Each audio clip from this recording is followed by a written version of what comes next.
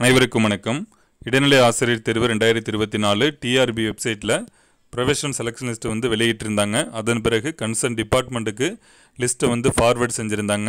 கலந்தாய்வு தொடர்பான தகவல்கள் நமக்கு சார்ந்த டிபார்ட்மெண்ட்டு தான் கொடுப்பாங்க வழக்கமாக எப்போவுமே. அதன் அடிப்படையில் ஏடிடபிள்யூ டிபார்ட்மெண்ட்டில் செலக்ட் ஆன டீச்சர்ஸுக்கு இன்றைய தினம் சிவிக்கு சென்னைக்கு வர சொல்லியிருந்தாங்க. நம்ம அவங்கக்கிட்டலாம் ஏற்கனவே என்ன நடைமுறையெல்லாம் இருந்தது அப்படிங்கிறத ஷேர் பண்ணியிருந்தோம். அதே போல் இன்றைக்கி சிவி நடத்தி முடிக்கப்பட்டு மதியம் அப்பாயின்மெண்ட் கவுன்சிலிங், அதாவது ரேங்க் நம்பர் அடிப்படையில் அப்பாயின்மெண்ட் கவுன்சிலிங் நடத்தி முடிக்கப்பட்டு அவர்களுக்கான அப்பாயின்மெண்ட் ஆர்டர் வந்து இஷ்யூ பண்ணியிருக்காங்க. நாளைய தினமே பணியில் சேர அவங்களுக்கு வந்து டைரக்ஷன் வந்து கொடுத்துருக்காங்க. ஏடிடபிள்யூ டிபார்ட்மெண்ட்டில் செலக்ட் ஆகி நாளைய தினம் பள்ளியில் இடைநிலை ஆசிரியராக பணியேற்கவிருக்கும் அனைத்து இடைநிலை ஆசிரியர்களுக்கும் கல்விக்கண் சேனல் சார்பாகவும் என் சார்பாகவும் மனம் நிறைந்த நல்வாழ்த்துக்களை தெரிவித்துக் கொள்கின்றேன். உங்களுடைய பணி சிறக்க மீண்டும் ஒரு முறை வாழ்த்துக்கள்.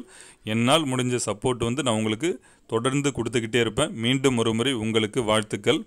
மற்ற department, tribal welfare department, MBC DNC department, differently abled department, Chennai corporation, DE டிபார்ட்மெண்ட்டில் தேர்ந்தெடுக்கப்பட்டுள்ள ஆசிரியர்கள் அனைவருமே இந்த செய்தியை வந்து மகிழ்ச்சியோடு நம்ம வந்து எடுத்துக்கலாம். ஏன்னா இது ஒரு நல்லதொரு தொடக்கமாக தான் நம்ம வந்து இதில் எடுத்துக்கணும். கண்டிப்பாக மற்ற டிபார்ட்மெண்ட்டில் என்ன ப்ராசஸோ அதை முடிச்சுட்டு கண்டிப்பாக உங்களுக்கும் அதற்கான அறிவிப்பு வந்து கொடுப்பாங்க.